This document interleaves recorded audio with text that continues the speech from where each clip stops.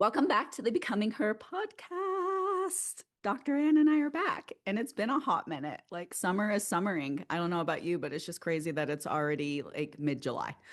I think that summer just started in my brain. Summer just started, and I Is- have another couple months. Oh, is it excessive heat wave where you're at? Because Yes, it has it been is. so hot here. Like I'm so hot. literally walking my dogs, and it's still freaking dark out, which is really hard since the days are so long. So it's like 5 a.m. My dogs are outside because otherwise they are dying. Like, My just can't even. my dog hangs outside all day. She loves it. I know, and she's black and she's got so much hair and she just basks in it. And I'm like, I do not understand it, but the hotter, the better for her. And I just like, I look at her and I start sweating. I'm like, this is miserable. And as I'm recording this in a jacket because my house is 60 degrees because it's already 100 degrees outside. Uh-huh. Kind of thing. Yeah. I have found though that the older I get, the more I love winter. I hate snow, and I'm in Utah, so we get so much snow. But it's like the older I get, the more and I've never been a cold weather type person, but it's just like I would much rather have winter than have summer these days. And I'm just I has it did that happen to you? Was that a thing?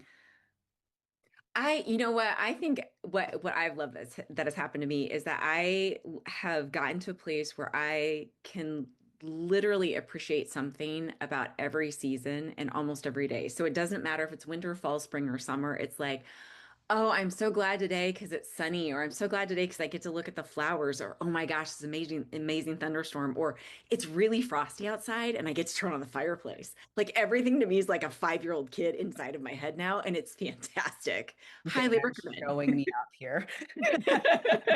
She's coming in with this like really great response, and I'm over here. I hate being this hot. You know what though, some of that's just some of that's some of the work that I've done, but also some just the like learning how to look for the positive. It kind of functions as a habit.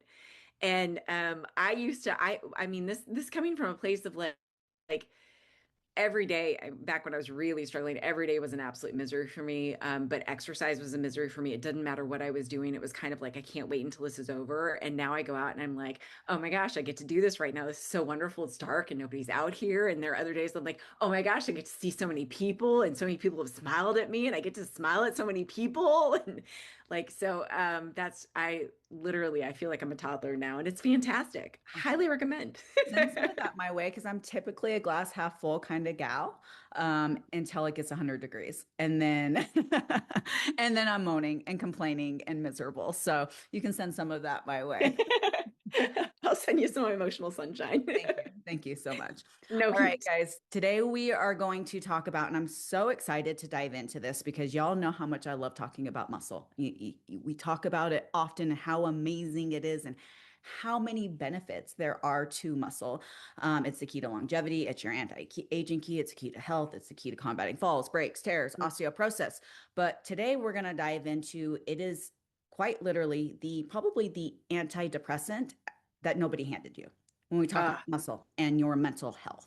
And that's what we're going to be diving into today and how powerful this is. And we have an outline here and I'm going to allow Anne to geek out on some of this because the neuro side of it and the brain chemistry side of it is absolutely fascinating to me. But let's kick this off just talking about exercise and mood because I think most people know, you move your body, you get those endorphins that kick in and, people talk about runner's high or just moving your body in general. You go out for a walk, you're just instantly a little bit peppier, happier type of thing. And I want to talk about this because I think most people think in order to feel that effect, that you need to put in hours and hours and hours of exercise to get, the so-called runner's high, just to get the endorphins that kick in from that. And research shows, and this is quite fascinating, that you actually get those benefits with an hour a week. 1 hour. Geez. 1 hour a week, not a day, not a day, a week, you guys, which is absolutely crazy. So there was a study that was done and they followed 34,000 people over 11 years. And just with 1 hour of movement a week, prevented depression cases by 12%. By Hmm. 12%, just by moving your body an hour a week. Think about that. That's like a 15-minute walk a day. Like if you really Mhm. break that out into how simple and how effortless that can be, because I know sometimes we look at our goals and it's like, how do you bite an or how do you eat an elephant one bite at a time, which is the most that saying to me, it's just crazy. But anyways, it's just like same thing with the marathon. It's like, how do you really complete that? It's one foot in front of the other, right? It's 1 mile at a time. But if you look at it and you break it down, that is quite literally a 15-minute walk every single day to have a Wow. 12% reduction in depression, looking at it Wow. that way. And then what they did as well is that, so for the women, they studied these women that were moving an hour a week. And then the women who weren't moving at all was 44% more likely to end up depressed. Mm, mm. 44% in this study, which is, and I can link the studies in the show notes for you guys so you have those. But the other really interesting piece of this, and then Anne, I'm going to let you kind of chime in here, is that it didn't matter if they necessarily were increasing weights. It didn't matter even if they were getting stronger. All that mattered is that they were actually moving their body. And yes, muscle is there. We're going to talk about the key to that, but the link to decreasing depression was just in the movement itself, which is kind of Mm. crazy. So I'd love for you to dive into this because it's just when you break it down like that, and I know we want to make it a lot more complicated than what it is, that is 15 minutes a day of moving your body. That 15. is insane. And really quickly here for a disclaimer, as someone who works in the field of eating disorder and addiction, just in case you have had a really problematic history with food, body image, that kind of stuff, this isn't us trying to say that in order for you to have rest or worthiness that you have to move or that you have to lift heavy stuff. And I just want to kind of note this. But I think what is really fascinating, especially if you look at it from an addiction perspective, and I'll explain this in just a moment, but I want to talk about why this is so substantial and so significant. So in addiction, what we know happens is that the more often we hit a substance or food or, Amazon shopping, whatever it is that we're kind of struggling with or addicted to, what happens is that it naturally causes a downregulation of the D2 dopamine receptors in the brain. And that is essentially the biological signature of tolerance and anhedonia that follows it. This is where we see when we're eating something, we're eating, like, let's say chocolate or ice cream, okay, and you've had enough, your belly's full, and you keep eating. You don't even understand why you're eating because you're not really tasting anymore. It's not enjoyable anymore. We are going for something, and that is that kind of dopamine high that we longed for, that we used to get, that we no longer can get when we overconsume it. What's interesting about this is that exercise does almost the polar opposite of that. It Mm. actually resensitizes and increases D2 receptor availability. So it increases dopamine dopamine sensitivity to everyday beautiful things. It's kind of how Mm. we started, ironically, Yeah, yeah, right? So it is. that and this isn't compulsive exercise because that's a very different phenomenon, but it's because the brain is actually wired for patterns. It loves homeostasis. And there's a twofold process here because the neurochemistry behind it is that when we exercise, we do the hard stuff and we do it in such a way that it's not tearing us down, it's not exhausting us, it's just a part of life. We get stable dopamine from that. That stable dopamine creates a system of homeostasis. The psychology behind it, however, is 100% about self-confidence. Self-confident is it built on the building blocks of self-efficacy. Doing tiny tasks and having faith in your ability to do the tiny task is what leads to confidence in self. What Mm. is depression? Depression is shame, lack of belief in self, hopelessness, helplessness, generally feeling overwhelmed with life. So as we start showing up with exercise, not only are we improving dopamine sensitivity, um, and also, fun fact is, we're actually, the runner's high is known as what's related to the runner's high is endocannabinoids, because that is what actually passes the blood-brain barrier. Mhm. This is the real MVP of mental health, isn't just the endorphins, it's those endocannabinoids. And I always trip on that word, so I hate saying words like this. but I'm glad you're not the only one that struggles with some of these because Ugh. I feel like at a certain point, I'm like, people are like, okay, and how many degrees you have, and you can't say that word? All right, whatever, get over it. I just don't have it. I know what Okay, I'm talking about. that's right. And you just have to believe me on this. Well, it passes that blood-brain barrier where endorphins kind of give us that relief in our bodies. Those endocannabinoids actually go to the brain and they signify to the brain this, like, oh, this feel good moment. This is when we're in the zone. It's not painful. We're loving life. Anybody that's done any that were like athletes growing up, as kids, I swam. And I remember I'd get in the pool and I get into this like just the Zen place where I'm moving my body. It's not killing me. And I'm just like, I'm grooving and loving life. And I'm thinking about random stuff and daydreaming about what I'm Yep. going to do when I'm home. And I'm thinking about the day. And what's really phenomenal about that is that when we're focused on that activity at hand and just staying present in the moment and really getting into that Zen zone, that is what's known as meditation. You can have active meditation and passive meditation, and meditation is something that actually rewires the brain. Mm, And again, all of our brain related to homeostasis, but the power of even increasing sensitivity with dopamine itself. Now I have stable dopamine. I have something that my brain is relying on as a pattern and ritual of my day, not simply for stress relief, but enjoyment now. mm, Okay. And so psychologically, I'm feeling good because I'm doing something with my body. I'm going in a direction that I like. I feel capable of doing it. But also, neurochemistry wise, you're creating a stable neurological environment for how you manage your mood and how you're managing life. that is so powerful. And we're going to talk about here in a minute how muscle is actually an organ, and how that connects. And we talk about brain chemistry and up like rewiring and how it passes through the blood-brain barrier and all of that. And we're going to dive into that here in a second. But when we look at the study, at least the study that I was referencing, and again, I can note this in the show notes when I post the episode, but they did a study, and across 33 different studies they found that resistance training in of itself is what actually was linked to lowering depression, regardless of how healthy they were, regardless of how fit they were, regardless of where they started. It worked. And again, that was regardless of if they got stronger or not.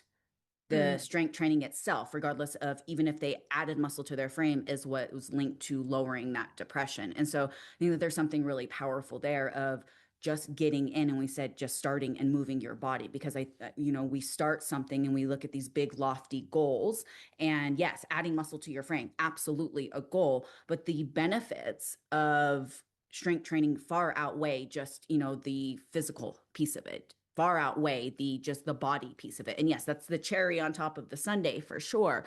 But the benefits when it comes to just overall health, again, just are just above and beyond the actual physical benefit of it. And so seeing this, or hearing this piece of it, is when we hear it and we look at it and we break it down into 15 minutes of movement every single day and what that could do for your mental health, is just, it's crazy. It's absolutely crazy to think that you could carve out, anybody, I don't care how busy you are, anybody can carve out 15 minutes a day. 15 Hmm. minutes a day. Anybody can. And it's a choice. It's very much so a choice. But I'd be curious, Anne, I know you work with, and we talk about, just within your field itself. Do you see the same avoidance around movement that you see around food? So because of the population that I work with, I see people that fit into two camps. People who don't even want to start, that feel like, I think one of the common things that I hear is, I'm too fat to go to the gym. I'm too heavy to do this. My knees hurt. My, like everything on my body's hurt. So I can't possibly go outside and walk. It's hot. It's sweaty. My thighs rub together. I don't want to do this. And then I see the people that are compulsively over exercising. That is a topic for a different podcast episode. That is something completely different than what we're going to address here. And I think what happens for a lot of us, and this goes into self-efficacy and self-confidence, right? If we have this long-standing pattern, years upon years, where we have done, usually by the time I see people, they have tried everything known to man, Yep. right? They've tried every diet, every gimmick. It's been successful. This is like repeatedly what I hear. Yep. Okay. Doesn't matter what size you walk in. This is what I hear when people are in this place physically, when they're not feeling good about what's happening in their body. I've tried everything. I've done everything. Nothing works for me. I'm the problem. We're leading first with shame. There's something broken about me. Something doesn't fit for me because I've done it all. I know I've tested every damn theory and it doesn't work for me. My body won't lose this weight. This is probably just how I have to go into the rest of my life. This is just what it looks like for me to be in midlife. And I'll hear things like, my mom was heavy, my grandmother was heavy. This is just what our bodies look like. Mm, Mm. yep. And so what happens because of that, because you have tried everything, you feel like because you have tried everything under the sun, that nothing works for you because you're the reason. Therefore, we avoid it because we're afraid of repeated failure. We're afraid of showing back up, doing it all over again, and getting to the same destination, getting our, and what I hear a lot of times is, I don't want to have hope that something will work, because what if it fails and it just reconfirms this idea that there's something wrong with me? Oof, that makes sense. And what I think is so heart-wrenching, especially for me, after decades of working with people who come in with very similar stories, is yes, you've tried everything wonky, but have you tried everything that's reasonable? Have you tried Mm, doing it by adding these things and not completely destroying your life in the process, not making everything, every waking moment we're talking about keto, we're making keto, we're buying, we have support groups around this, we have, this group for this. But really starting to move life into more a process related, habit related, stress less situation than a high stress environment with lots of changes. yeah. Have you actually tried taking an approach of giving your body what it needs instead of, driving my body into the ground? And that is just what we've been ingrained. Like that's what, as women, we grown up to believe that is, if we're not driving our body into the ground, if it doesn't hurt, if I'm not miserable, then I'm not working hard enough. And I think one of the biggest aha moments women have is when they do go about this in a, I'm dare I say, correct fashion, where we take an approach of fueling our body correctly. We take an approach of recovery and prioritizing recovery just as much as we do training.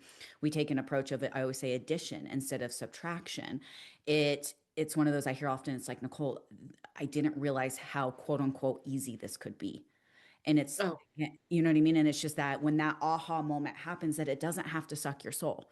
It doesn't have to be miserable. Now, I'm not saying that we're not going to have bumps, and I'm not saying that we're not going to challenge, your limiting beliefs and, rewiring of what goes on that's upstairs the hard. happen. Yes, that's the That's the hard. hard. That's the hard. But what I am saying is that you don't have to live off of chicken and kale and 1,100 calories and excessive amounts of cardio to have the body of your dreams. And I do feel mainstream, we talk social media and how powerful it can be. There's never been more, I mean, there's still a lot of really awful information out there, but there's never been more good quality information when it comes to how to achieve your body. But it's like, it's so crazy the way that our brain works because our brain refuses to believe that it could actually be giving your body more. It could actually be more food, more recovery, more, you know what I mean? The addition of, or I guess the approach of addition instead of subtraction. And we are hardwired to believe when we hold on, and Ann and I were just talking about this before we hit live. We have women that just have a death grip around everything that they've Mhm. tried, everything that they know. And even though that is not working or serving them, even though they're not getting results, they refuse to let it go because it's been so ingrained. And so it's fascinating the way that the mind works. And I love asking the question when women come, it's like, well, okay, I'm doing this, it's keto, it's Whole30, it's fasting, and it's my favorite question in the world is, well, how is that working for you? And 99% of the time, it's not. Mhm. So why do we continue to do the same thing and banging our head against the wall, doing the same exact thing, Yeah. expecting a different outcome? Yeah.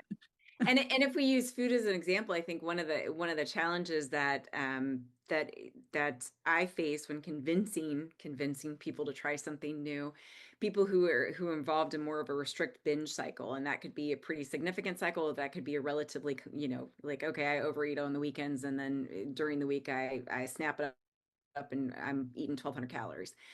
Um, it doesn't matter what I say. Usually people don't want to give up the restriction end of it. They're like, but that's when I actually feel in control, but that's what I actually want to do more often. You just need to teach me how to do that on Friday, Saturday, Sunday, and that'll be fine. And then I'll get to the place that I want to go. And I'm like, that's not how we do it though. What we got to do is we got to eat more during the week so that we don't go there. And they're Yep. like, but I just had a weekend where I overate. And I'm like, I know. And today we're going to start again. Yep. Because restriction's comfortable. That's right. It's all that they know, right? And it's just like that's what we've been grown up to believe that if we eat less and we move more, then that's what results in weight loss. And so it is we have so many podcasts talking about this, but quite literally the rewiring of what is going on upstairs. And it's fascinating when we talk about that because I know so many are listening to this and they're resonating. It's like you have this, and I did for so long, this death grip on the thing. I was so afraid of carbs. I was so afraid of, just everything I preach now. And then the second I started implementing that was the second I saw results, but it took me years and years and years to finally get to a place because I would do it for a week or two and it felt naughty, right? Like it felt like I was doing something bad. It felt like I was cheating. It felt like, I had this mentality that I was the special unicorn. Long I went so many years thinking I was the one person that this wouldn't work for. I was that girl for sure. And it's just crazy the second I let go of that and ego attached to that for sure is the second I finally started to see results. Uh-huh. Yep. No, that's absolutely it. That's absolutely it.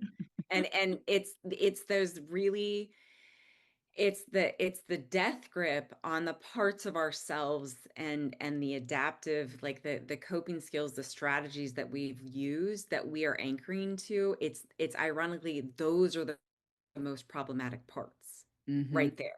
Right, the death grip on the restriction, the death grip on but I don't do strength training, or I don't know how to lift heavy, or I don't, like, that's fine. You can not know how to do those things and it can be really scary for you, but staying committed to that way of life is going to be really dangerous if you want to get somewhere different. Mm-hmm. 100%, 100%. I know we would just kind of went off on a slight little tangent there, which kind of feeds into all of this, but it is Yes. very powerful when we look at it from the neuroscience aspect of it. So let's talk about I mentioned this earlier, but how your muscle is actually an organ and it's communicating to your brain all day long.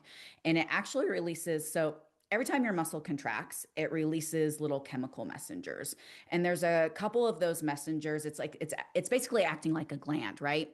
And there's a couple of those messengers that cross right into your brain, and that's what you were talking about earlier, and they help to grow the brain cells in the and correct me, we talk about vocabulary here and pronouncing things correctly, but the hippocampus, did I say that right? Hippocampus, yes. Hippocampus. Okay, I was Hippocampus. close. Yeah. I was close. I know that I was really You close. got it.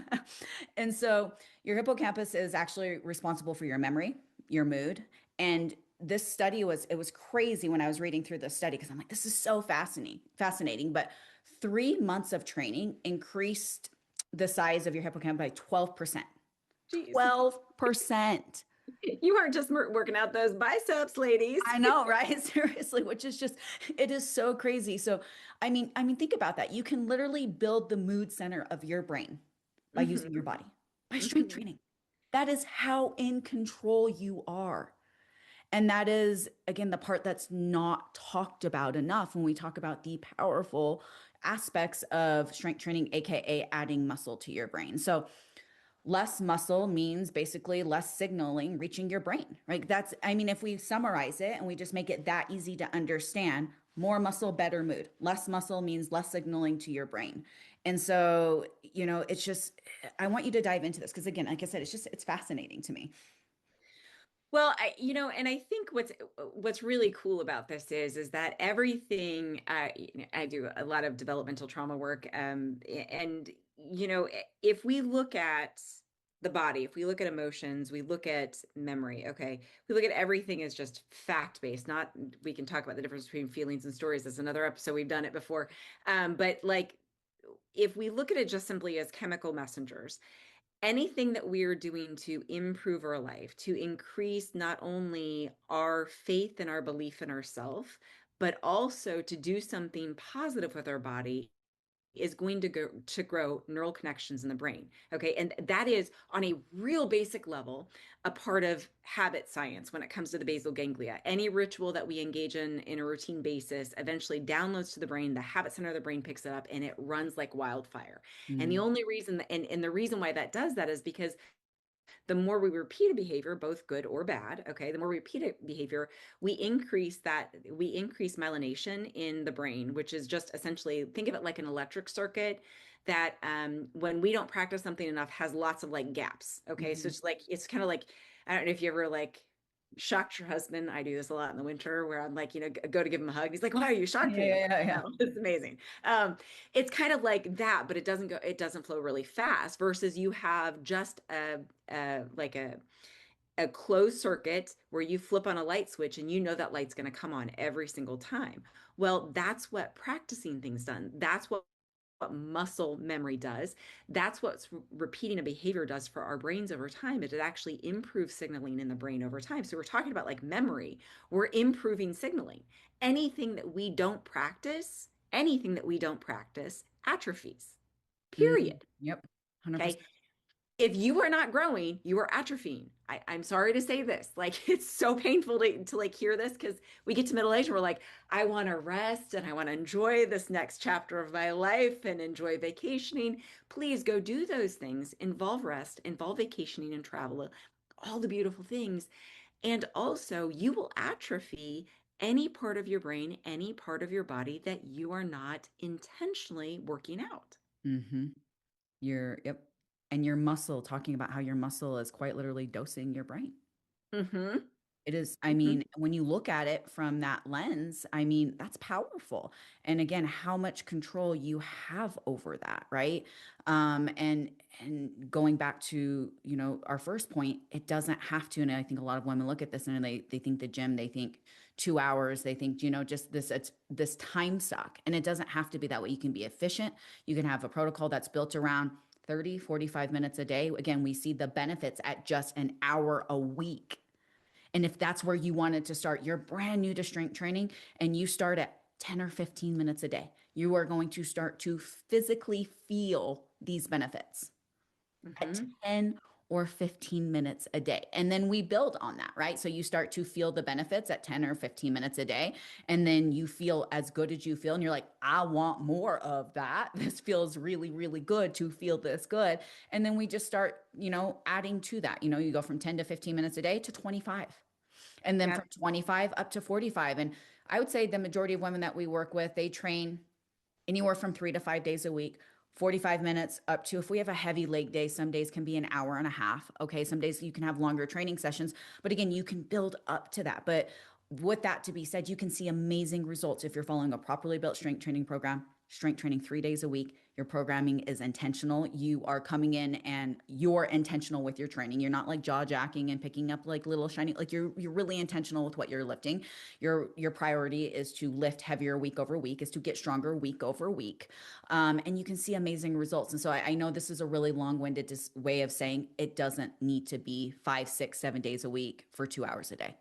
If That's right. anything, that's That's only right. just taking you in the opposite direction. You can't keep up to it or keep up with it, and you are going to resent it. Go for it. I know you have a Yes, plan. and I want to speak to that because I think what I work with a lot of women that have, especially for women that have either early attachment wounds or developmental trauma or like lots of relationship strain early in life, or eating disorders, addiction, that kind of stuff. The body is often the first place that safety broke down, so it's frequently the last place that you go to look for regulation. So we often are regulating like in our teens and our 20s by just finding things to distract us and numb us instead of actually checking in with the body. And a part of what you say, I want to echo, because when we go too hard on something, not only is it a dynamic shift in our habit, but it actually activates the amygdala, the threat detection system of the brain, and it fires and it gives us excess amounts of cortisol and adrenaline. Okay, now what's happening is we're actually re-traumatizing the body instead of leaning into the body with softy and with safety. And Mm, so when we go small, what I think the psychology behind it is we're like, oh my gosh, I need to see results or it's not working. yep. Okay, that's a psychological strategy that has to be developed. But the strategy behind it is actually really, really smart and really wise because if we are not signaling to the threat detection center of the brain that this is too much, too fast, all overwhelming, what happens is the body and the brain will naturally ease into it and they'll want to go with it. And your brain will naturally want to create the habit instead of working against you. Mm. So it can, when we push too hard, it actually can re-traumatize the body because we're not listening appropriately to the body's cues. 100%. And that's why you think about dieting and you think about training your movement and you automatically just because all you've pushed so hard every time you attempt this, it's this extreme approach, right? And so you automatically associate that with just soul sucking. And so you've never taken an actual approach of like we talk about 45 minutes a day, 3 days, 3 times a week.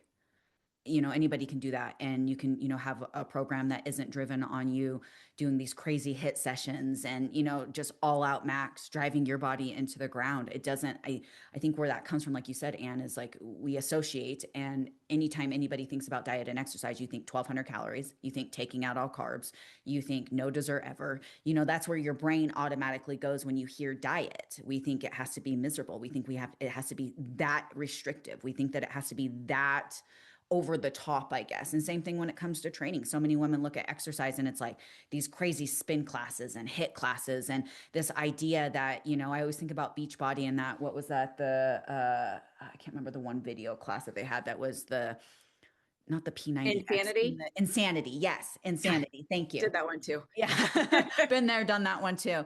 And it's Woo! just like this idea, if you're just not drenched in sweat, right? You didn't work hard enough. And so that's the mentality. And that's just where our brain automatically goes because that's what we've associated with. That's all we've ever tried.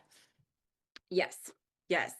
And you're actually working, and I just want to echo this one more time. You're working against yourself to do that because it's creating more stress on the body than and that will actually inhibit habit training in the brain. Yep, 100%. Let's talk about now anxiety and movement because again, this is just fascinating to me. And I'm not talking, when I say anxiety and movement, I'm not talking about, oh, just go out on a walk and clear your head kind of thing, right? Like I'm talking about actual physiology here. And what I want to dive into, and you're going to have to correct my vocabulary here, but your muscle is I'm going to give you that one. your muscle helps to remove the stress chemistry coming from your body. So before it even reaches your brain, and there's a chemical called, name it, help me out here, and I'm chiron, help me. Okay. Well, what's funny is I actually asked Chat to pronounce it for me, and now I have absolutely lost it. But I think it's kynurenine. Kynurenine. Chiron, yeah, chiron. Again, you guys, Somebody correct us, I okay? know Just somebody somebody help us offer come us. here because my vocabulary, I'm like, the data is fascinating and I love geeking out on this, but half of the words I can't pronounce. I'm like, oh my gosh. And so what happens is chironine, we're just going to say it that, okay, we're going to call it the big K chemical. We'll call it the K Uh-huh. chemical. The K chemical builds up when you're under chronic stress is what's happening. And higher levels of the K chemical is linked to depression. And so muscle is actually able to keep it from crossing into the brain, the chemistry Uh-huh. that goes into the brain, which is crazy. And so it takes that stress chemical and it converts it into a form that physiologically cannot get into your brain. That's what training does. That's what muscle does, you guys. And that's how powerful this is. And so your muscle is clearing stress chemistry out of your bloodstream before it even reaches your brain. That's what it's doing. Uh-huh. Fascinating. That is Oh yeah. fascinating. And so we talk about reducing depression, we talk about reducing anxiety. That's the power here. That is in that comes through. Obviously we talk about that's the power here of muscle. And this is the added benefits of strength training and muscle outside. Again, I'm just going to continue to repeat this outside of just the bang and bod. And while yes, the Mhm. bang and bod is the cherry on top of the sundae, we do it exceptionally well on Team Becoming Her. We talk about this often. Everybody wants the bang and bod. They feel damn good and naked, but the benefits of what it does for you physiologically, mentally, emotionally, far outweigh the physique side of it. Mhm. Mhm. And for the purpose of our podcast, I want to kind of reference something, especially in relationship to anxiety. So anxiety, overthinking is linked to norepinephrine, which women have an abundance of. So we tend to be ruminators, right? Okay. And so anxiety is always about thinking about the future. Now, there are wonderful psychological strategies on how to cope with chronic thinking about the future and worrying about the negative what ifs. But ultimately, what we're talking about is we're talking about nervous system regulation. So it doesn't matter if you're in my office and we're doing trauma work. It doesn't matter if we're in our office and we're talking about failing an exam and you thinking that you're going to flunk out of college because you failed this exam. Or simply you're noticing internally, you feel this. Okay, this is my not so sophisticated way of talking about dysregulation. That's right here is all I got after PhD. Okay. Um, but you're just feeling on edge and you're just like, you these moments where you can't stand listening to your husband chew.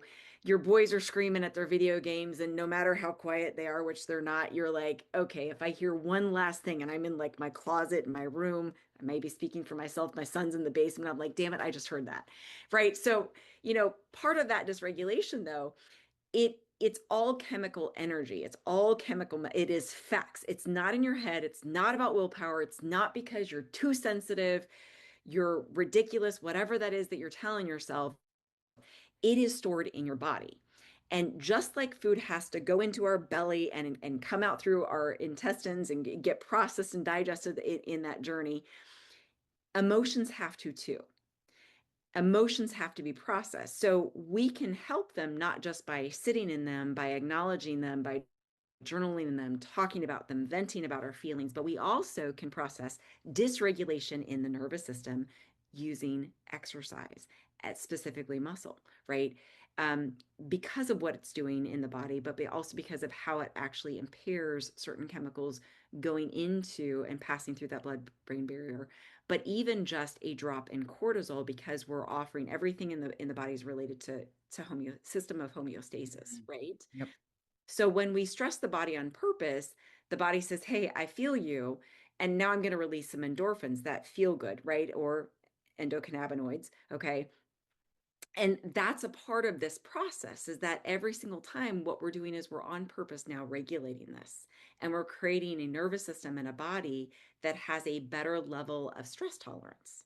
Okay. One of the reasons that cold plunges work. One of the reasons that cold shower, finishing your shower with cold at the end of it, it has nothing to do, well, has somewhat to do with the psychology behind it. But really, what you're doing is you're teaching your nervous system how to manage stress. That's it. Like you're teaching it how to cope. And I had a woman that did it was having like really bad panic attacks. Now she gets in the cold shower and she's like, I can do cold showers. I can do anything. And she'll get in, she'll be like, it's going to be fine. I'm going to love this. It's going to be over soon. And she said initially when she got in, she would suck up and she'd like, and over time now what happens is that she goes in even in the cold of winter when it's about 10 to 12 degrees colder than it is in the summer at a minimum when the cold in the tap. And she turns it on and she's like, it's good. That is I know it's helping me regulate myself. that is one thing I've yet to be able to get into is the cold plunging in the showers. I just cannot. I can like I want to be the cool person that says I at least tried it and I cannot bring myself to do it. Have your husband turn it on cold really one day. I'm sure he'll delight in doing that when he's mad at you one day. Well, we joke around like we're over here. I'm over here moaning about how hot it is. And my husband always makes fun of me. He's like, Nicole, your tolerance for temperature is like 2 degrees plus minus. He's like, you have the smallest tolerance outside of he's just like, I'm perfect. We went to California this past weekend for my son's birthday and it was just, oh my gosh, it was cloudy. It was like perfect 72-degree days. And it's like the sun will come out slightly and it warmed up from like 72 to 76 and I was too hot. I'm just like he's like, your tolerance is ridiculous. And I'm like, I know. I at least admit it. But the cold plunging, I mean, long story short, it's just something I've yet to be able to get into. So, Yeah, it took me a while to get into it too. So I have a really interesting research study that I want to share if it's okay. yes, please. Um, yeah, so back in 2000, in 2014, there was a Karolinska Institute of Sweden, I believe. I'm probably mispronouncing that too. It's okay. You can all correct us on our pronunciation. On our vocabulary. It ran an experiment that I actually think about very often, but is particularly relevant in relationship to what we're talking about. So what they did in this experiment is they engineered mice to have the internal muscle chemistry of a trained athlete genetically without any of the mice actually exercising a day in their lives. Okay, they just had the I find this fascinating that they could genetically engineer mice to do this, but like that's another Yeah, I'm topic. like, Okay. Right. Like they weren't making the mice lift little barbells, okay, but they were genetically altered to essentially have the muscle mass of a trained athlete. And then they put those mice and a set of totally normal mice, not genetically engineered, through weeks of chronic mild stress, the kind of like grinding low level stress that's designed to mimic what depression looks like in a mouse. Okay. So just like, lots of things in its environment were not going well and it like constant like frustration. All right. What happened was really fascinating because the normal mice broke down. They stopped grooming themselves. They stopped seeking out sugar water they used to love. Mhm. They showed every behavioral marker researchers use for depression in an animal. The trained mice, however, under the exact same stress, didn't. Same stress, same chemical exposure, different muscle mass. That was the only variable. And when researchers went looking for the why, what they discovered, and the only variable that repeatedly came up was the muscle itself. Dang. That yeah. So the trained mice's muscle was pulling up that K chemical that someone's going to pronounce for us. Please do that. Yes, We please really do want you to do that. that. Spell it out for That us like we're toddlers, please. That's right. That stress chemical that we just talked about out of the bloodstream, it converted it into a form that physically cannot cross into the brain. The untrained mice had no such filter, so the chemical reached their brains freely, and the depression like changes followed. The stress didn't change, the muscle was the only thing that shifted. Dang. That's crazy. That is so crazy. And I don't know if it, hopefully those listening to this geek out on this whole neurological side as much as we do, because it is absolutely fascinating to me. And I do want to make this PSA, you guys, understanding that when we talk about adding muscle to your frame, we talk about strength training, understand please that it changes your trajectory, right? Like this is not a cure. And and it does not replace getting professional help. If you need professional help, Yeah. we talk about mental health. And I talk about this often, please seek out mental health. We're purely just, obviously giving you the data, we're giving you the facts, we're giving you the research, and just showing you how much is within your control. And it's like, even if you do need professional help, adding this into your regimen with professional help is only going to, help your outcome and increase the odds for being able to work through all of this. So please just understand, we're not saying that this replaces any sort of professional help. We're just simply Yep. giving you another outlet to be able to work towards your physical, your mental, your emotional. I mean, for me, it's a spiritual thing. Like there are so many things when it comes to strength training, and it just comes to moving my body for me that just encompass every and impact every area of my life. So I just want to make that very clear. Yes, yes. And I'm going to echo that as well. For people that have also a history of overexercising, what you might be hearing right now is, okay, muscle clear stress. I need more muscle. I need to train more. I need to do more, and then I'll get more clear and I'll feel less dysregulated. Please, that is not the answer for you in particular. There's more going on that needs to be addressed. This is for people that have had a little bit more peace with their body, and maybe you're in a season where they're struggling to kind of get motivated to do something. We're offering you some science Yeah. behind that motivation. Yes. We love science around here. We love facts. So Even though we can't pronounce it. yeah, exactly right. The big K chemical. So yes, whoever's going to come in and help us pronounce that, I appreciate that. Let's talk about emotional resilience through strength training. And again, this study is so fascinating. I'm going to link this for you guys. You can go through and look at all these different studies that I pulled together for this podcast episode itself. But I want to talk about this because this is where we kind of tie all of this together, especially for women over 40. Here's the thing, your strength helps to predict your mental health. And interesting enough, that this it actually helps to predict more so for women than it does for men when they did these studies, which is just absolutely crazy to me. And this all happens to come at the same time that menopause is obviously accelerating your muscle loss. And you guys hear us talk about this, right? Like if you are not actively fighting to keep your muscle mass, you are actively losing it. Yep. And we see and research has shown is that looking at your grip strength can give us a good picture of your brain health. So stronger grip is actually associated with sharper thinking, lower depression, lower anxiety. And study was done across more than 40,000 people, which is actually crazy to me. And the women with the worst grip strength had higher odds of depression, anxiety, all of the things that we're talking about. So this is done just purely through grip strength alone. So if we're connecting the dots here, you guys, and we're going, okay, as women over 40, we're in the thick of menopause, you're losing anywhere from 1 to 3% of your muscle every single year. You're not actively fighting to keep it. So, I mean, and you guys, that's not a little bit that's a lot of muscle. So over the course of a decade, that could be anywhere from 10 to 30% muscle lost. Oh, I know when you add it up like that over the course of a decade. So we think from going from our 40s to our 50s, right? So over the course of that 10 years, and this is what, again, you guys, I keep talking because yes, we talk about the banging body. I love this, but this is the ability for you to get off the toilet by yourself in your yep. 60s. in your 70s.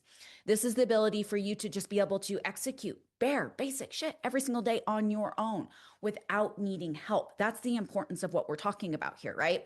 And then as estrogen declines, it only impacts this. So we're losing estrogen. We talk about we did a whole podcast talking about the rewiring as estrogen declines of what goes on upstairs in your brain. So please go listen. I think that was just the last podcast that we even did, but please go listen to that podcast.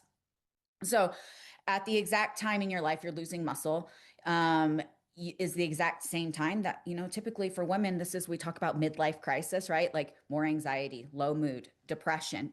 This is linked, you guys. This isn't like oh, this is crazy. Like this is absolutely linked. And so your estrogen's declining, and your estrogens help support your serotonin, your dopamine. We talked about this in the last podcast and how powerful that is.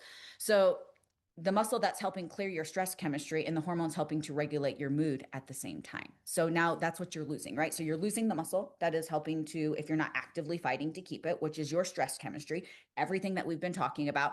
And then your hormones are your ability to regulate your mood and your emotions. And both of those are declining at the same time. And this is why menopause comes in hot and it feels like it swallowed you whole and spit you out alive. And it's like, and so when we think Preach. about these midlife crises and we think about, as menopause comes in, and I hear every single day, I swear to you, and if I had $1 for every single time a woman told me, Nicole, I just want to feel like myself again, I'd be Yeah. sitting on a fat stack of cash. We'd be having our own little island. We'd have fanboys feeding us grapes. Like we'd have all of the things, because I hear this 8,000 times a day. But when you look at it from this lens, right, as we're losing muscle and hormones are declining, if you're not stepping in and intervening on your end, you will spend the rest of your days feeling like absolute dog doo doo. Mm-hmm. Absolute dog doo doo. And so this is, again, not me saying, yes, help. If you need professional help, get it. But there are so many things that you can do on your end to feel better, not just look better, to feel like yourself again, to feel like you again. And that is going to come via your lifestyle. We talk about the strength training is encompassed in the lifestyle piece of this. And then obviously we talk about, you guys hear us firm believers when it comes to replenishing hormones through a bioidentical version. And Oh when yeah. those two things come together, that's the secret sauce. That's the magic Kool-Aid. That's the chef's, like, that's chef's kiss, right? Like that's the sun, the moon, the stars. That's what every single female wants. And they can't quite connect or figure it out. So everything that we've talked about here, when we talk about hormones declining and we talked about the stress piece of this, can all be avoided via lifestyle and hormone replacement therapy. Mm-hmm. Mic drop. Mic drop. And it's like, I've got nothing else to add to that. Well, and I would say, and I've spoken about this before, but in my journey, one of the things that I was noticing about my own life is that I've been an athlete since I was 7. So exercise for me wasn't a struggle. And I feel very, very blessed that it wasn't. I also have ADHD, and exercise helps regulate me. So if I don't exercise, I act really wonky, and my like even my family's like, yes, go do your thing, please. You're driving us bananas. Um, and I sit down for my job a lot. So I have to stay in motion when I'm not at my job, because that helps me sit down at my job. It helps me Feel focus that and in my soul. concentrate and hear people the way I need to. What was really mind boggling for me is that I was doing what I had done for a long time. I cycle, I road bike, went out and I was, road biking, and I get in 100 miles a week and loved it. Absolutely loved being outside, loved being in the countryside, loved my bike. And as I went into perimenopause and menopause, my body kept getting fluffier and fluffier. I was putting in the same miles. Like I was managing food relatively well. I didn't have an awful diet to begin with. So I was really alarmed. And I was in the camp of women that thought, well, this is just what middle age is. But I really for sure did not like it. And I was like, I don't want to settle for this. And so then, several years ago, I kind of, like, back when this was like a little bit smaller, and I met you, and met kind of the team. And I really did not like resistance training at all. Like, I was not sold, and I was angry about it the whole time. And I Oh, she bitched and really, moaned the whole time, you guys. I just want to make that very clear. She did not do this willingly. It was not I like, was like, Fine, I'll do it, but I'm not giving up my cycling. And I was kind of defiant like that. Well, my coaches like knew that about me and they worked with me and we worked on these little itty bitty baby steps and baby steps towards it. Well, what's fascinating about this, I spend less time exercising now than what I did. Um, I can lift heavy stuff, much heavier stuff. My posture has changed substantially. My strength has changed substantially. My ability to walk, my ability to gather up my grandchildren, my ability to kind of function in everyday life that I didn't even realize was starting to decline is dramatically better. I can do Bulgarian split squats. I don't like them still. I Nobody probably will does. never Nobody like ever. And if them. you do, you're like, there's something wrong with you. I'm sorry. I'm sorry. But also, the benefit has also been a psychological benefit because there were a lot of things that I would say, I'm not doing this. I've never done this. I'm not good at this. I look stupid doing this. This is absolutely ridiculous. Why can't I just ride? And now I go in and when I get a new exercise, I'm like, well, that looks kind of stupid. Guess I'm going to figure it out. And my faith in myself has grown in this journey. Um, and I'm a pretty psychologically, like I've done a lot of work. I feel pretty good about where I was psychologically already, but it gave me just that little extra oomph of like confidence, not even necessarily in my body, although I love the changes to my body, but more oomph in my ability to maintain things and to stay disciplined on even things that I don't like to do, right? Like this kind of this concept of like some days I'm showing up and I'm like, I like three of these six exercises. And you're still doing them and you're still committed and you're still. But fine, I'll do Yep. them. Yep. I think there's something really powerful to that. And I love that you brought that up because there is this perception that, menopause comes in and it basically just, it's all downhill from there, right? Like there is Right. absolutely that perception. And rightfully so for a lot of women as they start to experience the symptoms of menopause. And it does, it feels like it's like turned your whole world upside down. It swallowed you whole. It's so, and I hear this all the time. It's like, I swear, Nicole, it's almost overnight. It's just overnight, I packed on the 20 pounds and went straight to my midsection. It was overnight that my anxiety shot through the roof and I couldn't sleep and things that never used to bug me before. It's like all of a sudden now I'm lashing out and these emotional just meltdowns that I'm having and I feel like I have no control. And so understanding that and you hear so much there, so social media can be such a positive thing. And then we have the other side of social media that wants to convince you that menopause just, makes things impossible. And they want to sell you these hormone balancing pink drinks. And it's all to sell you something, right? So it's all marketing to sell you whatever it is that they're trying to sell you. I'm here to tell you, having served 2,500 plus women at this point, that menopause does not make fat loss impossible. Menopause does not have to swallow you whole. Menopause does not change the game. But what menopause does do is it reduces your margin for error.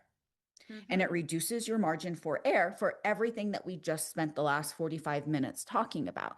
We talk about less muscle as estrogen starts to decline. We talk about as hormones start to decline and how it rewires what's going on upstairs. And we talk about your neuro, your chemistry, right? And so when those things, we start to lose the ability to regulate our nervous system as well as we could. We lose the ability, we're not sleeping nearly as well. And we all know that sleep impacts every single area of your life. If you're sleeping 3, 4 hours a night, that is impacting how you show up everywhere. It Everywhere. is increasing, we talk about your leptin and your ghrelin, which is your hunger and your satiation hormone. It's increasing inflammation. It's just increasing, it does. So it makes everything feel 10 times harder than it needs to be. But what needed to happen for you to, or what needs to happen, I guess, for you to quote unquote lose weight at 45, 55, 65 is honestly no different than what you needed to do at 25, 35, right? We're able to get away with a lot more in, our early 20s, mid 30s, because we had the hormones that supported a body that allowed us to, catch up on sleep on the weekends, that allowed us just to, cut out a couple desserts over the week and, drop 10 pounds, that allowed us to take these extreme approaches that didn't knock us on our ass like they're knocking on us on our ass now. And that is, like you said, the disconnect. And when you're like, women are like, but I used to do all of these things and these things used to work. And so Mm-hmm. there's this perception that menopause came in and it just changed the entire game. And the reality is you shouldn't have been doing those things in your 20s and 30s either. And if you were strength training in your 20s and 30s, you were fueling your body correctly, you actually spent periods of time adding muscle to your frame, you're going to sail through menopause, girlfriend. You're going to come in and it's just like you're going to push the symptoms of menopause back by years and years and years. If you're the woman in her 20s and mid 30s that were executing what we needed to do correctly. But again, that's just not the majority of women because we are taught, just like we talked earlier, right? If you're not driving your body into the ground, if it doesn't hurt, if you're not eating, what is it with women wearing 1,200 calories a day as this flex? Do you know how many women come into my DMs and they're excited to tell me? It's almost like they want me to give them a gold star for eating as little as they possibly can and telling me they eat less than 50 grams of carbs a day. Like my heart hurts, like my heart really hurts for you. My left thigh eats 50 grams of carbs in one meal, let alone like the entire day, right? And so, but Yes. it is like we wear it as this badge of honor because that's what we've been told. Like our worthiness is attached to how much we do or don't eat, how much we, or our gene size and all of these superficial things. And so I am here to tell you that again, as somebody who has supported 2,500 plus women, you're not the one exception to the rule. I promise you, you're not. And I know as much as you want to think you are, because I spent 33 years of my life as the special unicorn, 33 years of my life. You're not the one exception. And are there things that we deal with day in and day out? We talk about PCOS, insulin resistance, autoimmune, gut issues, right? Gut health that will absolutely impact how long it's going to take us to get to the other side of this. That will absolutely impact the strategy piece of this. Sure, I will give you that. But there is not a single thing that you are dealing with right now. I can promise you that we haven't seen on our team that we haven't been able to work through, taking the approach of adding muscle to your frame, fueling your body correctly, prioritizing recovery, wash, rinse, repeat. Yep. And it just seems too easy. And just Yep. it's simple and easy are two very different things, right? It's simple in concept, but not necessarily easy to execute because the limiting beliefs that we are working through, it's what is going on in between our two ears. And then bringing this full circle of the death grip that women have on all of these things that they continue to want to repeat over and over and over again, thinking that this one thing is going to be the different, like this one diet, even though it's the exact same diet with a different name, is going to be the answer to my, fat loss prayers. And you continue to repeat the same things, banging your head against the wall, wanting a different outcome. But you cannot grasp the simplicity of adding muscle, fueling your body correctly, moving it adequately, and mastering recovery. Mm-hmm. Mm-hmm. And I want to kind of note that it is ironically a gift that all of those quick fixes no longer work because you can cultivate the routines, the rituals, and the habits that are going to carry you into the rest of your life well, Yep. because you can't cheat anymore. You No. can't do a quick fix. You can't just give up lattes and lose 5 pounds. You now have to have a very calm, strategized, and resilient kind of like more chronic approach. So we're thinking long term and not like a month from now you can lose 20 pounds so you can hop on that cruise. That actually is going to work against you. Yep. Well, I think this is where the full circle of GLP-1s are going to come in too. If we think about, right, because everybody, and I'm not bashing GLP-1s, please, you guys, you understand that if you listen to this podcast, you know how much I support peptide therapy. We utilize it on my team. It can be so powerful in the right context. But majority of women on peptides are getting them off of the black market. They are not being dosed correctly. They have no plan. They have no strategy. And these peptides are coming in and they're masking a lot of things. They're bringing down inflammation. It is helping to reduce your food noise. It is turning off certain centers in your brain. It is working through, things like insulin resistance. They can be powerful, but your strategy with the peptide is you're just not eating. Like basically that is your strategy, right? And that is not a strategy. And so what all of that to be said is when Anne said it's that these quick fixes no longer work, I'm going to lump even peptides into that because we've seen the rise of them and we are going to see the fall of them. I promise you it is going to come full circle. And I see it day in and day out. It's just not as mainstream yet, but I have women that come to us every single day. It's like I started peptides and it worked really well in the beginning. I dropped 50 pounds. I gained 60 pounds back. And that's for multiple reasons, whether I stopped taking the peptide or dosage just maxed out and they were not getting and still aren't getting the same appetite suppressant for it. And so when their appetite comes back, it's just all the food noise, everything with how they didn't rewire or change anything on the lifestyle of how they actually fuel their body, right? They just, again, stopped eating. And so therefore that works for a period of time. And as weight comes off, of course, inflammation is going to come down slightly. And we're seeing it mask things that are deeper rooted, whether that be insulin resistance, whether that be autoimmune, whether that be gut issues. And we're not pulling the weed out by the root. We're simply just we're putting a band-aid on an open wound, as I always say. And at some point, the band-aid is going to it's going to come popping off and you're going to start hemorrhaging if you are not doing the things that we just talked about. And there's not a way. There's never going to be a hack. There's never going to be a pill. There's never going to be a wrap. There's never going to be a shot that's going to replace any of those things. You absolutely, now can those, again, can peptides be a part of that picture and a part of that strategy? Sure. But it doesn't take away that you still have to move your body. It doesn't take away that you still have to lift heavy shit multiple times a week and put it back down. Still doesn't take away that you got to eat enough protein. If anything, only makes that part of it harder, but it doesn't do those things for you, is what I'm trying to say. And so it is masking a lot of things, and the rise of it's here, but I promise you there's going to be a fall, and it's going to come in, and it's going to be nasty. It's going to be nasty when it's just you've maxed out your dosage and people, and then all of these things that instead of getting to the root cause, you've just put a band-aid on them. And now we have, metabolic dysfunction through the roof. We have hormones, obviously the jack up of hormones as you stopped eating only just amplified that with now less muscle to your frame. Talk about gut issues. All of those things are just going to resurface, and it's going to make things 10 times more challenging. Yep, So absolutely. there's my Good mic point. drop. Yeah, good point. That's how I'm ending the podcast. But do we have anything else to add to this, Anne, on your end? Oh, I think we covered it. I do too. This is just, and again, you guys, I love talking about muscle. I love any excuse to bring in the muscle piece of this because it's something that I am so very passionate about.